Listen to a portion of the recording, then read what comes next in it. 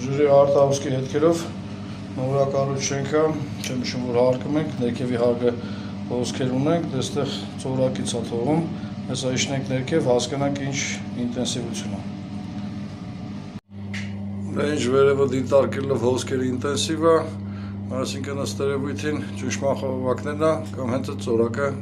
բարձրանանք հասկանանք։ Ինչ վերևը ուսումնասիրություններով, խողնավար չափով, այսինքն վերևը չոր է, արդեն իշնում ենք ծորակի տակ, արդեն գերխողնավ է, այսինքն ծորակից դեպի սալիկ արտահոսք ունենք, հանդեք տեսնենք։ Դիրը ակնայտը, էլի այս սենտրիկից դեպի սալիկի տակ հոսք, հեսա սավելականն ենք, չնայած ներքևի հարևանը կարծում է, որ կոյուղին օգտագործելուց ինտենսիվությունը ավելանում, այդ դրվագն է պետք է ստուգեք, բայց ես չեմ կարծում միայն սա է խնդիրը։ Դե ինչ, ճնշումներ տալով այլ խնդիրներ չգտա, այսինքն ճնշումները պահում է և տակ և սառը, հեսա կվերականգնեմ, կոյուղին կստուգեմ, ու եթե կոյուղի մեջ խնդիրներ չգտեմ, տեսահոլովակը երկր չստացվելու համար կավարտեմ գործը։